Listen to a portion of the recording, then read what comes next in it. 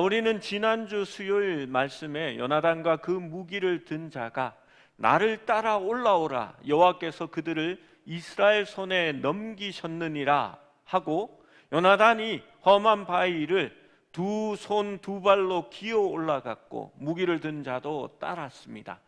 여러분, 얼마나 그 믿음과 용기가 대단합니까?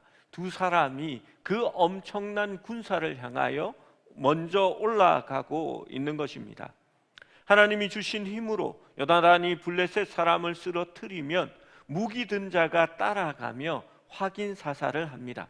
이 둘이 처음 격전지 그곳 반나절 가리 땅, 그러니까 반나절 동안 갈아엎을 수 있는 농사를 지을 때 그 땅에서 처음으로 죽인 자가 20명 가량이었다라고 기록합니다. 그때에 하나님께서 이스라엘과 함께 하신다는 완벽한 징조로 하나님은 큰 지진으로 땅이 진동하게 하셨습니다.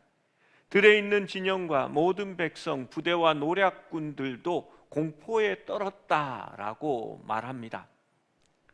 그 결과 허다한 블레셋 사람들의 진영이 붕괴되어 이리저리로 흩어졌습니다. 그리고 이 일이 요나단과 그 무기 든 자로부터 비롯되었음을 알게 되었습니다. 블레셋 군대가 공포에 질려 도망가자 이스라엘 군대가 공격할 절호의 기회가 온 것입니다. 그런데 율법에 의하면 이스라엘 군대는 출정하기 전에 의식이 있습니다. 제사장의 연설 후에 그들이 출정할 수 있었습니다. 신명기 20장 2절에서 3절 말씀을 같이 읽어봅니다. 시작. 너희가 싸울 곳에 가까이 가면 제사장은 백성에게 나아가서 고하여 그들에게 말하여 이르기를, 이스라엘아 들으라. 너희가 오늘 너희의 대적과 싸우려고 나와왔으니 마음에 겁내지 말며 두려워하지 말며 떨지 말며 그들로 말미암아 놀라지 말라. 제사장이 백성들에게 그 얘기를 합니다. 그리고 묻는 얘기가 또 있습니다. 너희 중에 혹시 두려워서 전쟁에 나아가지 못할 자가 있느냐? 그러면 돌아가라 라고 말합니다. 땅을 사고도 하나도 농사 지어보지 못한 자가 있느냐? 너도 돌아가라 라고 얘기합니다. 이러한 사람들을 빼고 나서 대제사장이 다시 백성들에게 이야기합니다. 신명기 20장 9절 이어지는 말씀이지요. 백성에게 이르기를 마친 후에 군대의 지휘관들을 세워 무리를 거느리게 할지니라. 여러분, 반드시 제사장이 이 일을 먼저 하고 그들에게 연설한 다음에 군사를 이끌고 나아갈 수 있게 한 겁니다. 그래서 사울은 아론 계통의 제사장 아히야에게 하나님의 궤를 가져오라고 명령했습니다. 왕과 제사장이 군대 앞에 서 있는 동안에 19절을 보면 블레셋 진영의 소동이 더욱더 심해집니다. 적을 무찌를 수 있는 절호의 찬스가 왔는데 그 기회를 이러한 의식을 하다가 놓쳐버릴 것 같아서 이 사울이 상상도 할 수 없는 일을 저지르고 맙니다. 그는 아히야에게 직무를 마치기도 전에 내 손을 거두라 라고 명령합니다. 손을 어디에서 거두라는 걸까요? 하나님의 언약의 위에 손을 댄 것은 아니고요, 손을 펴고 하나님의 말씀을 전하는 그 의식에서 손을 거두라라고 이야기한 겁니다. 그것도 말하고 있는 중간에 그런 것 같습니다. 성경에서도 전례를 찾아보기 힘든 이 놀라운 행위는 이스라엘이 블레셋의 큰 승리를 거두기 위해서는 말씀을 지키는 것도 보류하거나 또한 생략할 수 있을 정도로 사울은 중요하게 생각하지 않은 것입니다. 여러분, 목적을 이루기 위해서는 어떠한 일도 할 수 있다라고 생각한 것입니다.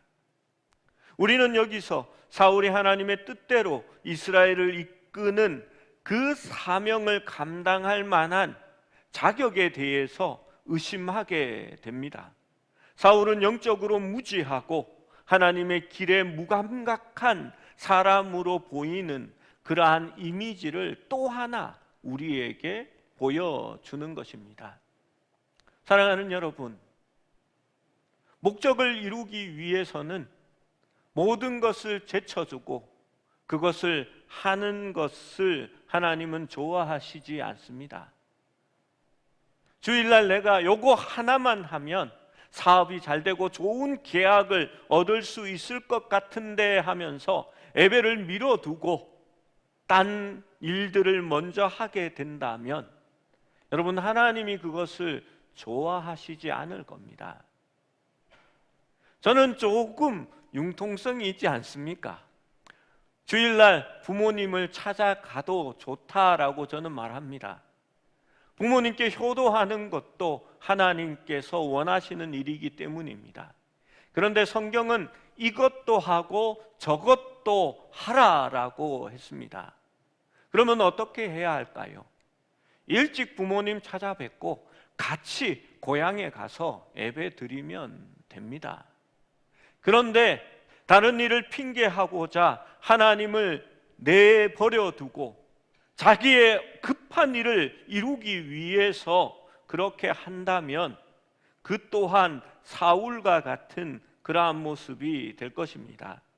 사울과 그의 부하들이 블레셋 사람들에게 도착했을 때 그는 그들이 서로 싸움으로 크게 혼란한 것을 보게 됩니다. 이러한 자멸은 어쩌면 블레셋이 자초한 것일 수도 있습니다. 진영이 불리해지자 히브리 사람들이 자기의 조국을 버리고 이 블레셋 사람들에게 붙어서 우리는 블레셋 군사가 되겠습니다 하고 거기에 투항해 버렸습니다. 그 많은 그나마 있었던 이스라엘 군대가 그렇게 해서 갑자기 없어지게 된 거지요. 그런데 이 히브리 사람들이 어떻게 보면 참 얍삽하지요. 사울과 요나단이 함께 와서 블레셋 진영, 이스라엘에게 그 진영이 유리하게 되자 이 히브리 사람들이 다시 요나단과 함께한 이스라엘 사람들과 합하게 됩니다. 여러분, 그러면 어떤 일이 일어날까요? 블레셋에 합하여진 사람들은 무언가 표식을 달았겠지요. 나는 블레셋 군사다라는 무슨 표시가 있을 겁니다. 그런데 이 사람들이 갑자기 사울과 요나단 쪽에 붙으면 적군과 아군이 구분되지 않게 됩니다. 우리 편인 줄 알았더니 갑자기 칼이 없었지요. 이스라엘 군대는 갑자기 자기를 공격하는 겁니다. 여러분, 그 다음부터는 누가 적인지 누가 아군인지 구별하지 못하게 되는 겁니다. 그러니까 서로 죽이는 일들이 거기에서 일어나게 되었습니다. 그리고 에브라임 산지에 숨었던 이스라엘 모든 사람들도 있었습니다. 여러분, 전쟁이 일어나고 블레셋 군사들이 너무 많으니까 이 사람들이 처음에 다 숨었습니다. 굴에도 숨고 수풀에도 숨고 머리카락 하나 보이지 않게 엎드려져 있다가 이제 전쟁이 다시 불붙기 시작하고 와 하고 전쟁이 나오는데 이스라엘이 이길 것 같거든요.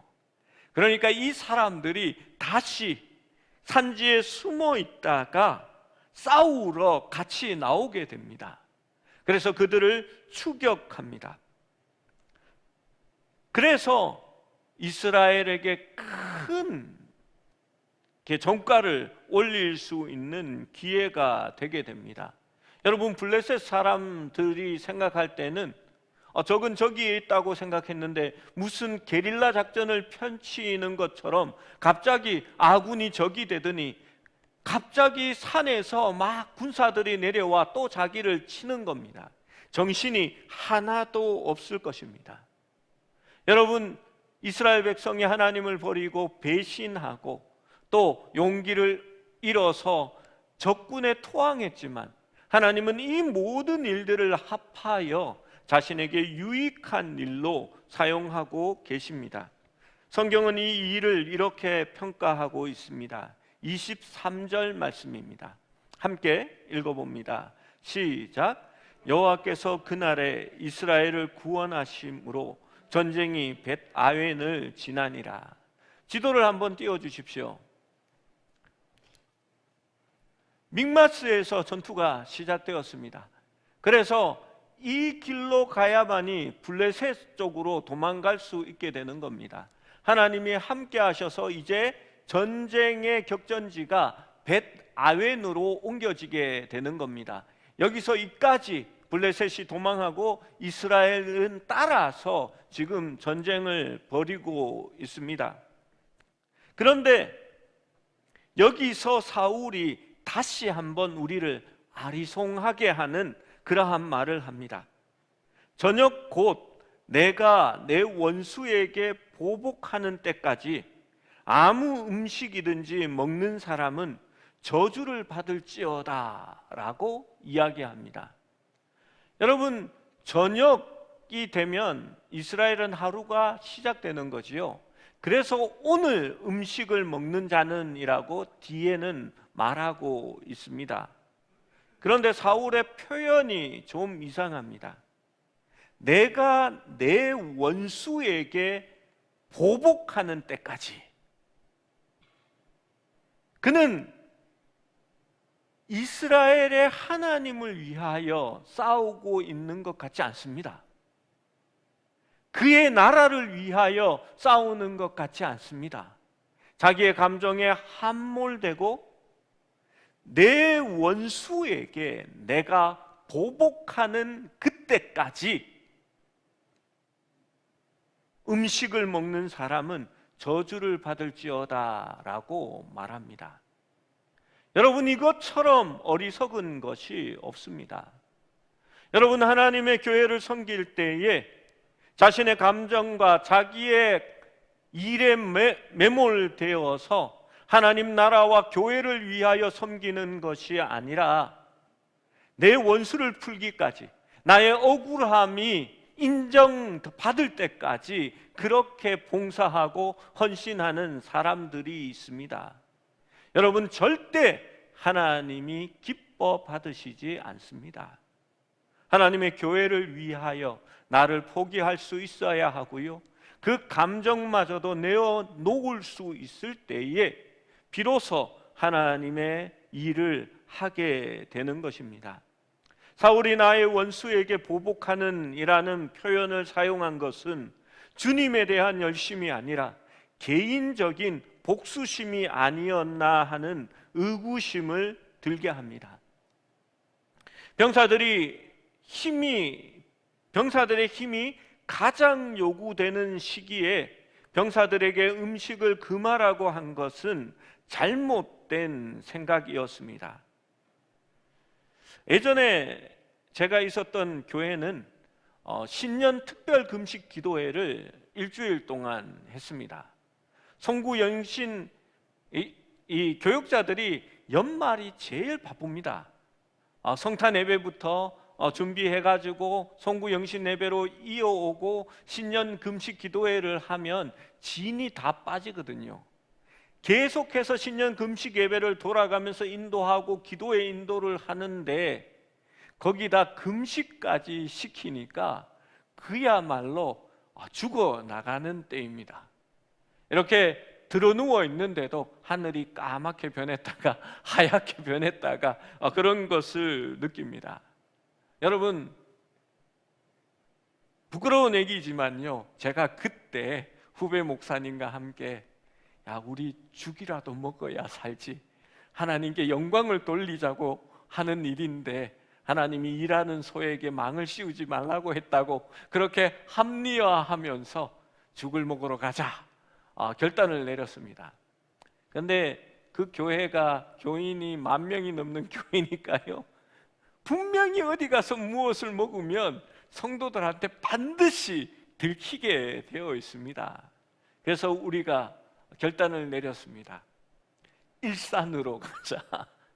서울을 벗어나서도 설마 들키겠느냐. 그렇게 해서 정말 가서 죽을 사 먹고 돌아왔습니다.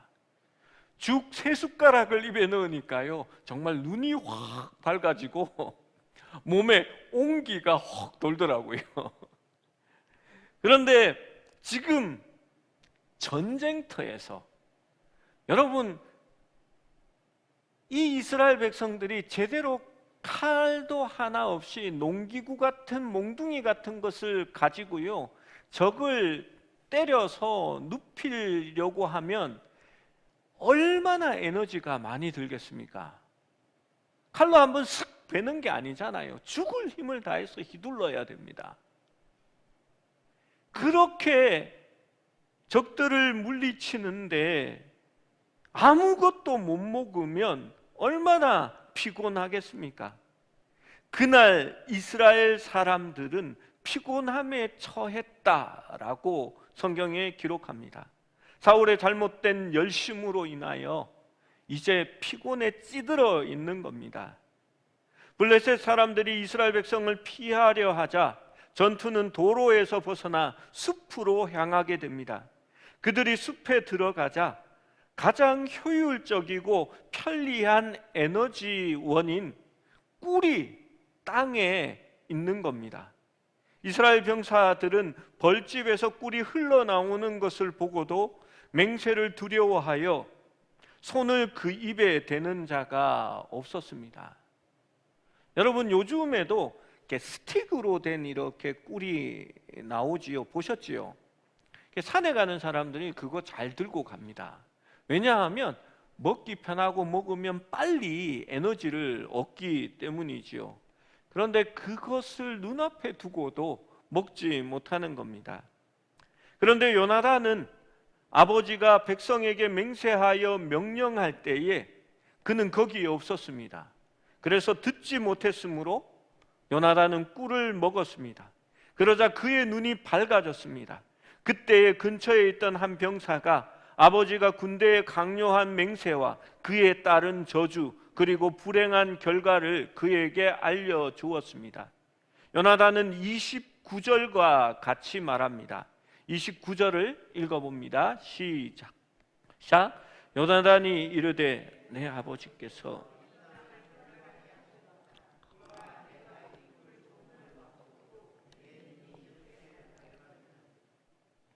여기서 요나단은 내 아버지가 이 땅을 곤란하게 하였도다라고 말합니다. 이 곤란하게라고 사용된 단어는 아카르라는 히브리어인데요, 이 단어가 어디에 같이 쓰여지냐 하면요, 이스라엘의 군대 작전을 방해한 아간의 행동을 이야기할 때에 이스라엘을 괴롭게 하였다 할 때에 똑같은 단어 아카르를 사용합니다. 여호수아 7장 25절 말씀인데요, 함께 읽어보겠습니다. 시작. 여호수아가 이르되 내가 어찌하여 우리를 괴롭게 하였느냐? 여호와께서 오늘 너를 괴롭게 하시리라 하니 온 이스라엘이 그를 돌로 치고 물건들도 돌로 치고 불사르고. 여러분, 아간이 여리고성에서 몰래 훔쳐나온 그 재물 때문에 이스라엘이 아이성에서 패배하게 됩니다. 그것이 너를 괴롭게 했다라고 표현하고 있는 말입니다. 오늘 이 말씀에 내 아버지가 이 땅을 곤란하게 했다, 괴롭게 했다라고 하는 의미가 그러한 의미입니다. 하나님의 일을 방해해 버렸다라고 하는 겁니다. 요나단이 여기서 이 용어를 다시 사용한 것은 사울의 운명에 불길한 그림자를 드리웁니다.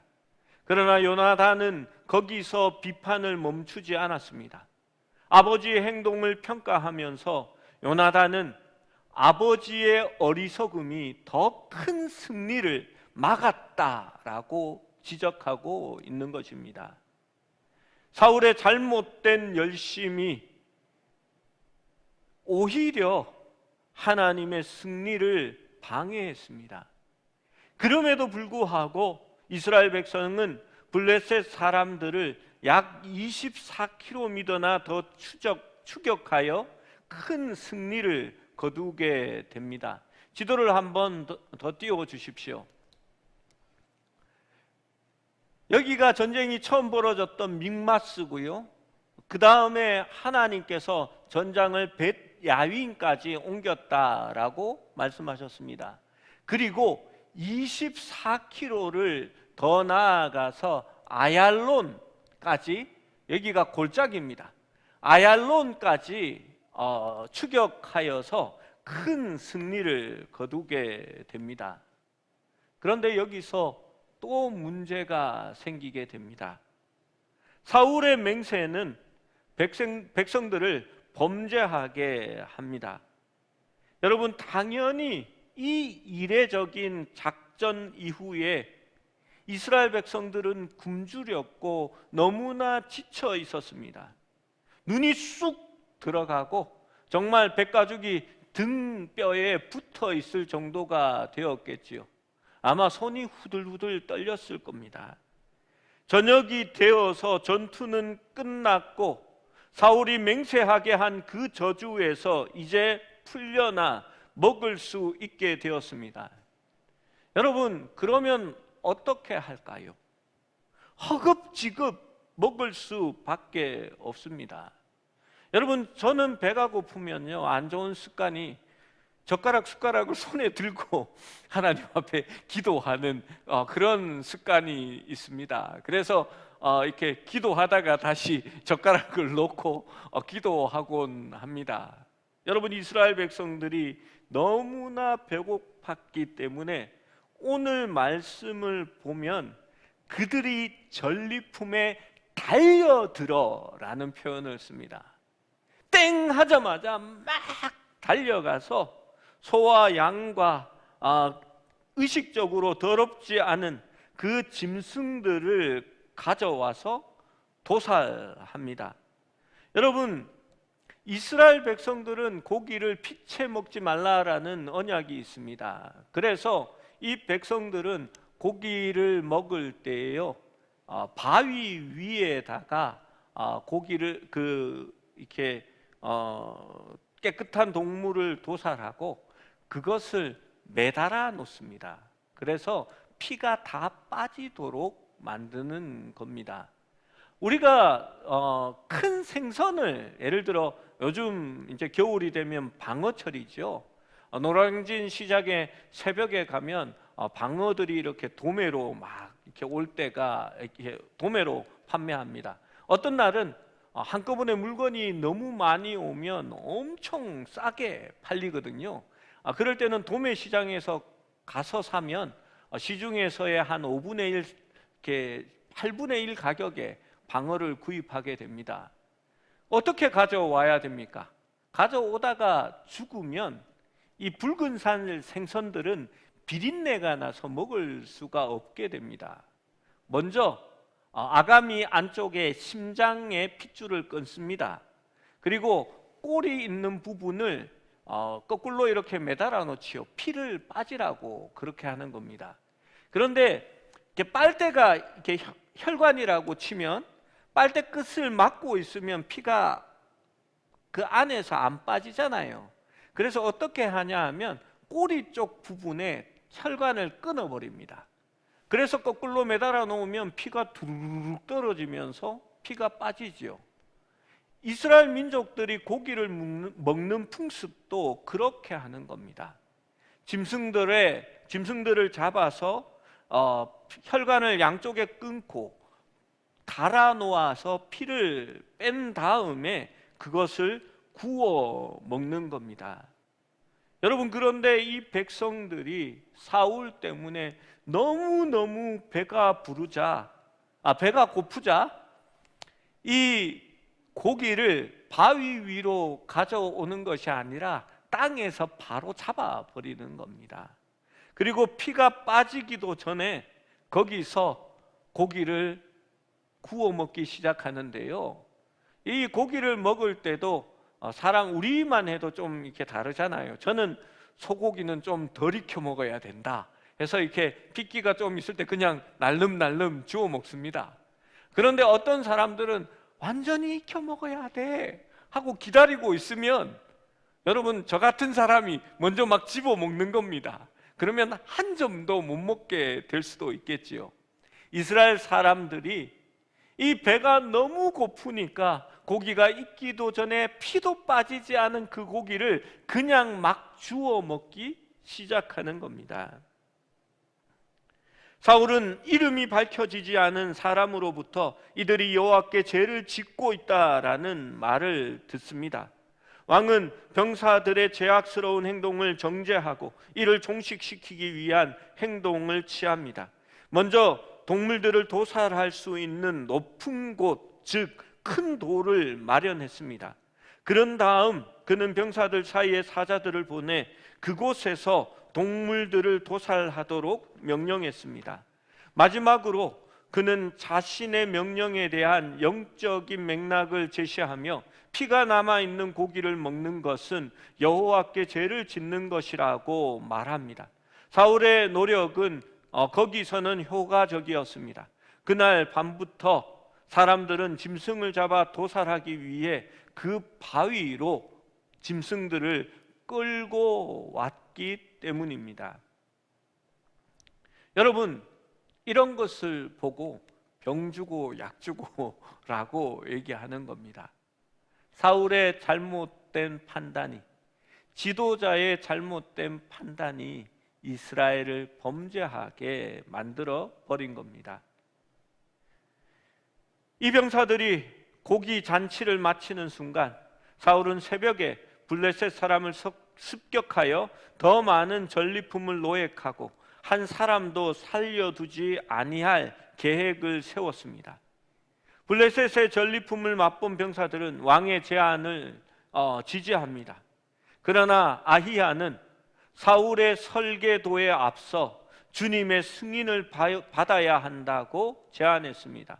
사울은 동의하고 하나님께 여쭈었는데 아마도 아히야는 우림과 둠빔을 사용했을 것입니다. 그러나 사울에게 실망스러운 점은 하나님이 그날 그에게 아무런 대답도 하지 않으셨다라는 겁니다. 여러분, 이것도 좀 이상합니다. 급할 때에는 됐다, 그만해라 하고 병사들을 이끌고 쫓아갔는데 이제는 하나님께 묻는데 하나님이 대답하지 않는다고 해서 무언가 지금 고민하고 그가 취할 행동들을 생각하고 있는 겁니다. 앞서 전쟁에 나갈 때는요, 왜 하나님께 물어보지 아니하고 그 대답도 듣지 않고 그렇게 쫓아나가고 지금은 왜 이렇게 하는 것일까요? 사울은 스스로 주님께서 누군가의 행동에 불쾌감을 그들의 죄 때문에 침묵하신다고 결론을 짓습니다. 하지만 누구의 죄 때문입니까? 사울은 주저없이 그 죄를 밝히기 위해 조사를 시작합니다. 처음에 제비뽑기를 통해 죄의 책임이 왕족에게 있는지 이스라엘 군대에 있는지 가려냅니다. 그런 다음 같은 방법으로 왕과 요나단 중에서 선택하게 됩니다. 이렇게 죄인이 밝혀지자 이제 그의 죄의 본질을 알아낼 차례였습니다. 요나단이 범죄한 것으로 나왔지만 요나단의 죄는 서원을 어긴 것이 아닙니다. 그날 그는 금식하겠다고 약속하거나 서원한 적이 없기 때문입니다. 그는 꿀을 조금 맛보았을 뿐이기 때문에 아버지의 저주 아래 놓이게 된 것입니다. 그런데 이 사울의 모습은 오히려 아들을 죽이려 합니다. 39절 말씀에 보면 이스라엘을 구원하신 여호와께서 살아계심을 두고 맹세하노니 내 아들 요나단에게 있다 할지라도 반드시 죽이리라 라고 말하고 있기 때문입니다. 여러분, 사울 이전에는 여호와만이 이스라엘의 유일한 왕이셨습니다. 이제 사울이 이스라엘의 왕이 되었습니다. 왕의 저주는 모든 왕의 발언과 마찬가지로 궁극적으로 인간의 말이기에 인간 본성의 나약함에 얽매여 있습니다. 이 경우 왕의 저주의 효력은 요나단을 죽이라는 왕의 요구에 절대로 안 된다고 말한 이름 없는 사람들에 의하여 무너졌습니다. 이로써 그들은 왕의 아들을 구원하게 된 것입니다. 여러분, 사울은 호기롭게 요나단에게 있다 할지라도 반드시 죽이리라 라고 했지만 이 또한 하나님의 뜻은 아니었습니다. 자신을 호기롭게 보이려고 여호와의 이름을 들어 큰 소리 친 것에 불과합니다. 여러분, 입다도 이와 비슷한 어리석은 행동을 합니다. 내가 암몬과 싸워 이기면 내 집에서 가장 먼저 나에게 나와 반기는 그를 하나님 앞에 제물로 드리겠다 하고서 그 딸이 나올 때에 딸을 그렇게 죽여버리고 맙니다. 여러분, 그것이 하나님이 기뻐하시는 일이었습니까? 율법에는 그런 일을 하는 것을 하나님이 증오하신다라고 얘기했습니다. 가나안 땅을 버려 이스라엘 백성에게 물려준 것은 그들의 죄가 다 찼기 때문인데 그 죄 중에 하나가 바로 자녀를 우상에게 드려 죽이게 한 그것이었습니다. 그런데 입다는 그 일을 행합니다. 그것은 암몬의 신에게 드리는 제사였습니다. 하나님의 뜻으로 하나님의 영광을 위하여 싸운다고 했지만 자신의 딸은 우상에게 드려지는 제물로 삼았던 입다는 온전한 사사라고 보기엔 힘이 듭니다. 여러분, 사울도 똑같은 일을 범하려 하고 있는 것입니다. 백성들이 요나단과 함께 하신 하나님을 보았고 요나단 때문에 이 전쟁이 승리할 수 있었다라고 증언하며 요나단을 구원하기 원했기 때문에 요나단은 살아남을 수 있게 된 것입니다.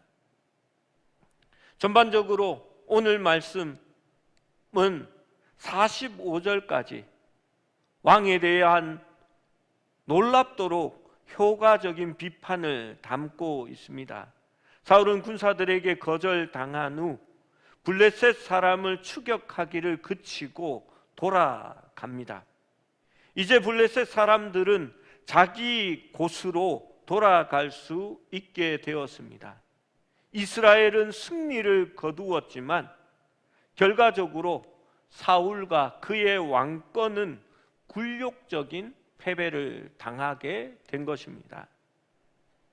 그리고 사울과 요나단은 바로 이 블레셋에 의하여 최후를 맞게 되는 것입니다. 요나단의 뜻대로 요나단이 생각한 것처럼 음식을 먹으며 그 낮에 블레셋을 추격하여 그들을 남겨두지 않았더라면 사울과 요나단의 운명이 달라지지 않았을까라는 생각도 하게 됩니다. 여러분, 사울은 계속해서 하나님을 이용하려고 합니다. 자기 자신을 위하여 단을 쌓는 사람입니다.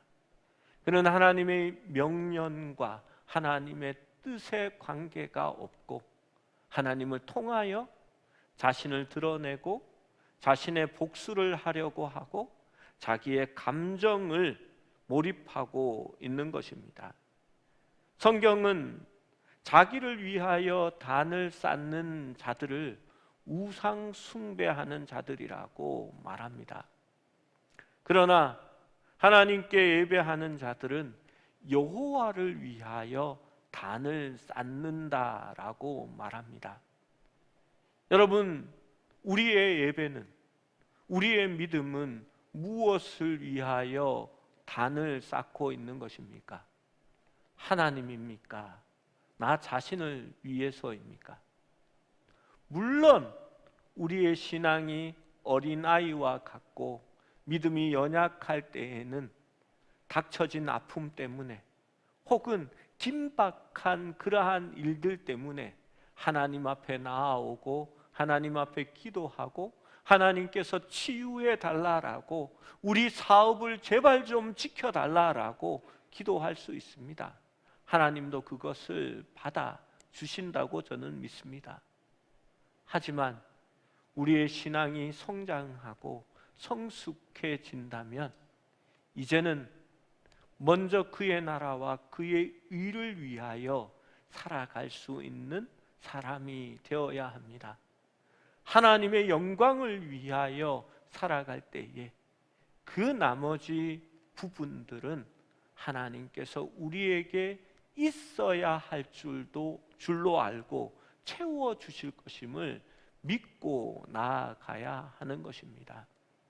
하나님을 위하여, 그의 영광을 위하여 사는 것이 복을 얻는 길이며 참된 축복의 길임을 늘 기억하시기를 축원합니다.